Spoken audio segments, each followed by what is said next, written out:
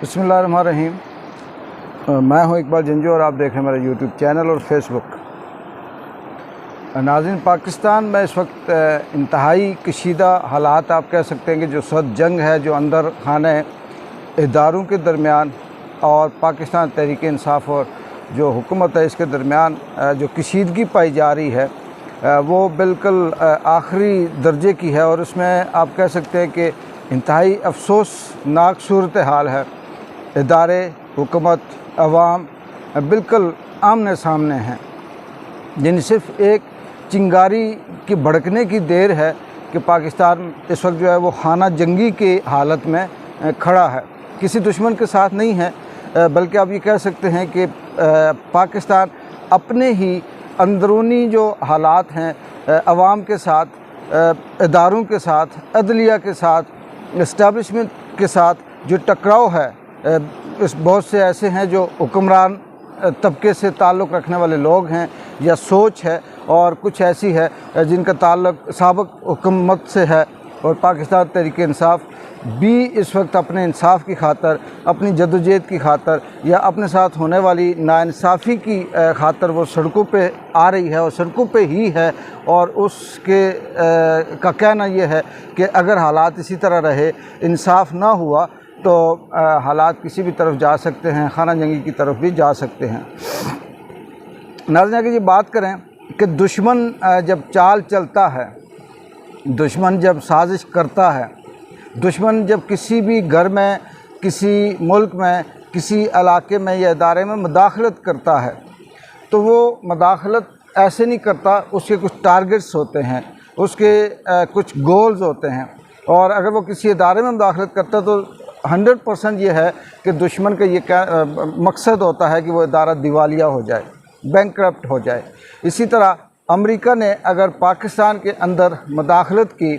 और उस मुदाखलत के नतीजे में जो सूरत हाल इस वक्त पाकिस्तान के अंदर पैदा हो रही है और पैदा हुई है, ये बिल्कुल उसी तरफ जा रही है जो उसकी ख्वाहिश है। अमेरिका ये नहीं चाहता कि PDM कामयाब हो और मुल्क खुशहाली की तरफ आए। अमेरिका ये नहीं चाहता कि पाकिस्तान तहरीक इंसाफ हुकूमत से हटे, इमरान खान हुकूमत में ना हो और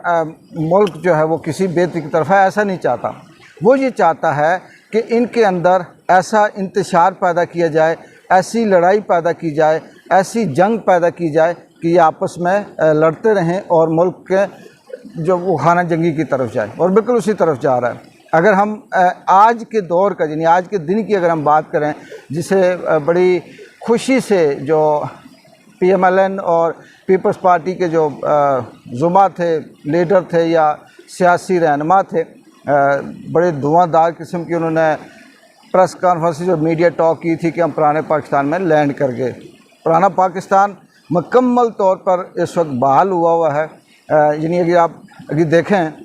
तो बिजली ना सिर्फ महंगी हुई है, बल्कि पूरे पाकिस्तान में 9-9 घंटे, 8-8 घंटे बिजली की तवील दौरानिया की गैर एलानिया लोड शेडिंग है, और वो भी इस रमज़ान के महीने में, जिसमें बेशुमार ऐसे रोज़ेदार भी हैं,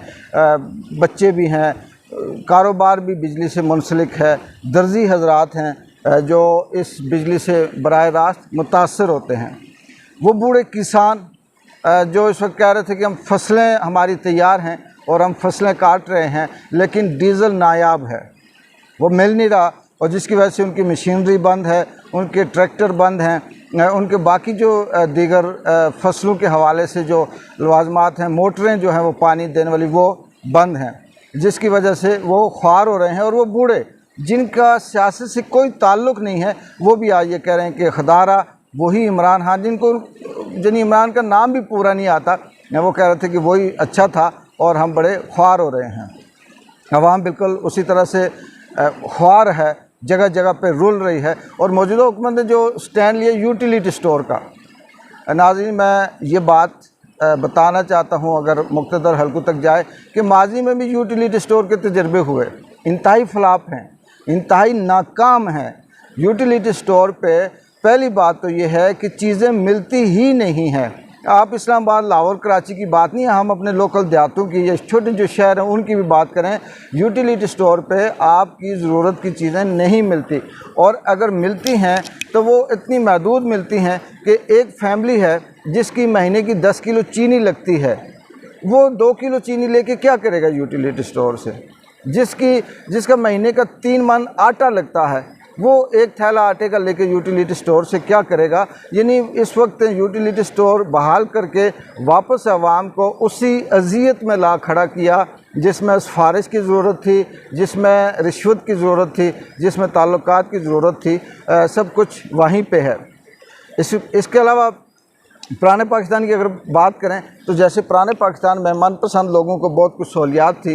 इस वक्त भी आप कह सकते हैं कि जिनको चोर कहा जाता है, जिनको डाकू कहा जाता है, जिनके ऊपर करप्शन के न सिर्फ इल्ज़ामात हैं बल्कि अदालत की तरफ से भी ये चीज़ उन पर वाज़ेह हुई है कि वो मुल्ज़िम नहीं मुजरिम हैं, उनको भी एनआरओ मिल गया, उनको भी उनके नाम भी ECL से निकाल दिए गए। और बड़ी आसानी है, यानी ख़ुद ही वकील हैं, ख़ुद ही जज हैं, ख़ुद ही मुनसिफ हैं, ख़ुद ही ख़त लिखते हैं, ख़ुद ही साइन करते हैं, ख़ुद ही उसको मंजूर करते हैं और फिर ख़ुद ही ECL से नाम निकाल देते हैं। यानी कि ये अलमिया है इस मौजूदा दौर के हुकूमती सेटअप का कि जिसमें कहीं भी सुनवाई नहीं होती, क्योंकि जो नोटिस लेने वाले इदारे हैं वो भी उनके साथ हैं, जो ऑब्जेक्शन करने वाले इदारे हैं वो भी उनके साथ हैं, और मौजूदा हुकूमत का एक ही स्टांस है, एक ही बात है कि जो मर्ज़ी कर सकते हो कर लो, लेकिन आपने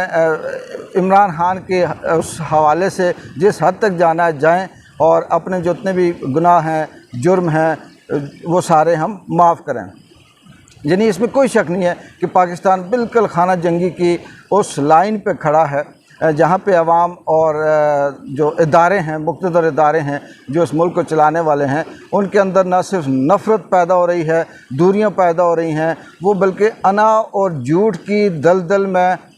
वो दलदल की जो गहरी आप कह सकते हैं कि खाई है, दलदल है, उसमें फंसते जा रहे हैं। कुछ रिपोर्टिंग करने वाले हजरात वो अपनी अना में बिल्कुल सफ़ेद जो झूठ होता है या इस तरह की जो फेक रिपोर्टिंग होती है वो इदारों को देते हैं, और इदारे भी ये समझते हैं कि अगर हम बैक फुट पे जाते हैं, हम सुलह करवाते हैं, हम वापस किसी बेहतरी की तरफ अगर जाते हैं तो शायद कि वो उनकी अना को धचका लगे, जिसकी वजह से वो इस तरह की बात नहीं कर रहे, और कोशिश ये कर रहे हैं कि इस मामले को आगे घसीटा जाए और 2, 4, 6 महीने या नवंबर दिसंबर तक ले जाया जाए। लेकिन नवंबर दिसंबर तक पाकिस्तान उस पोजीशन पे आ जाएगा जहाँ पे उसने मुकम्मल तौर पर बैंकक्रप्ट होना है।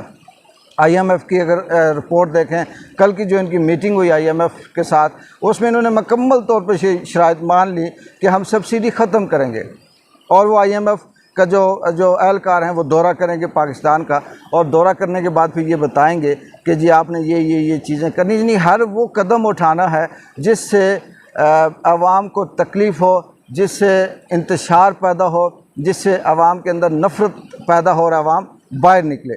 अब अगर देखा जाए तो अमेरिका का एजेंडा क्या है? अमेरिका का यही एजेंडा है, मुकम्मल तौर पर यही एजेंडा है। अगला जो कदम है वो यही है कि जो लॉन्ग मार्च जिसका इमरान खान ने ऐलान किया, इसमें भी सबको पता है, ये इदारों को पता है, एजेंसी की रिपोर्ट करने वालों को पता है कि इसमें PDM के लोगों को और TLP तहरीक लब्बैक जो है उसके लोगों को बाकायदा शामिल किया जाएगा। उनको PTI के झंडे दिए जाएंगे, उनके हाथों में उनको नारे लगाएंगे तहरीक इंसाफ के, लेकिन जब वो किसी बड़े इदारे के आगे से गुजरेंगे या ज़रा सी भी कोई बात होगी तो वो तोड़ फोड़ भी करेंगे, वो गालियां भी देंगे, वो इदारों के ख़िलाफ़ नारे भी लगाएंगे, और इस तरह से ये माहौल क्रिएट किया जाएगा कि ये सब कुछ पाकिस्तान तहरीक इंसाफ के लोगों ने किया, और इसका मुजरिम या इसका जो ज़िम्मेदार है वो इमरान खान है, लिहाजा इस पर पाबंदी लगाई जाए। ये वो एक रास्ता हमवार किया जाएगा झगड़े का, और ये कहा जाएगा कि इसको बैन किया जाए। ये तमाम तर सूरत हाल अगर हम देखें तो हम किसी सूरत भी बेहतरी की तरफ नहीं जा रहे। अगर हम गैर जानिबदाराना बात भी करें तो इसमें यह लगता है कि अमेरिका की मुकम्मल तौर पर सबको पता है कि ये ख्वाहिश थी, ये ख्वाहिश है कि ये मुल्क मेरे हाथ में रहे, ये श्रीलंका की तरह ये लीबिया की तरह, ये दीगर जो मुल्क हैं उनकी तरह बैंकरप्ट हो और ये बिल्कुल दिवालियापन की तरफ आए। और जब ये दिवालियापन की तरफ आएगा तो जाहिर सी बात है कि ये भागता हुआ फिर अमेरिका की तरफ जाएगा, IMF की तरफ जाएगा और अमेरिका इसे इशारा देगा कि तुम मेरी तरफ आओ। और जब उसकी तरफ जाएगा तो मुकम्मल तौर पर वो अपनी शराइत एक बार फिर इस पर मुसल्लत करेगा और बहुत सी ऐसी चीज़ें हैं जो हम नहीं चाहते वो भी ये करवाएगा और उससे ये मनवाएगा और उसके बाद पाकिस्तान बिल्कुल उस हालत पे आ जाएगा। जो इस वक्त 2-4% अमीर लोग हैं वो तो अपनी ज़िंदगी गुजार रहे हैं, उनको तो इशू नहीं है, लेकिन आम आदमी जो हम जैसा आदमी है इसकी ज़िंदगी इंतहाई मुश्किल होगी। हम ये नहीं चाहते कि आप दोबारा पाकिस्तान तहरीक इंसाफ को लेके आएँ या किसी और को, लेकिन खुदारा वो इदारे जो ताकत रखते हैं, जो तब्दीली इससे पहले भी हुई है और अभी भी पता है, सबको पता है कि तब्दीली उनका एक इशारा बहुत होता है, उनका एक फ़ोन, एक कॉल उनके सबके लिए बहुत है। वो खुदारा किसी ऐसे शख्स को लेके आएँ जो मुतनाज़ा ना हो, जो इस मुल्क के लिए बेहतर हो। लेकिन अगर नहीं ऐसा करते तो तारीख़ इस बात की गवाही देगी और ये लिखा जाएगा कि एक मुल्क था, उसके अंदर इस तरह के लोग थे जिनके हाथों में सब कुछ था, उन्होंने अपने हाथों से अपने मुल्क की तबाही की, उन्होंने अपने हाथों से इस मुल्क की बर्बादी की, उन्होंने अपने हाथों से इस मुल्क को खाना जंगी की तरफ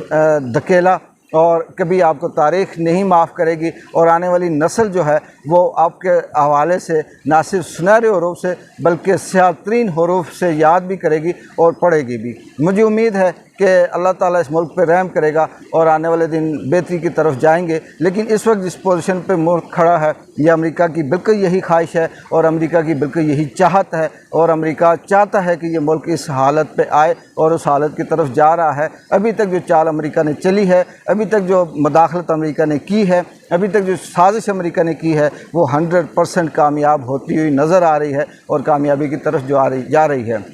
इस दुआ के साथ कि अल्लाह ताला आने वाला वक्त सबके लिए आसान करे, हम सब के लिए आसानियाँ पैदा करे और हम अपने ही मुल्क में आसानी से इज़्ज़त से ज़िंदगी गुजारें। आमीन। इंशाअल्लाह फिर अगले व्लॉग में हाज़िर होंगे, तब तक के लिए इजाज़त। अल्लाह हाफ़िज़।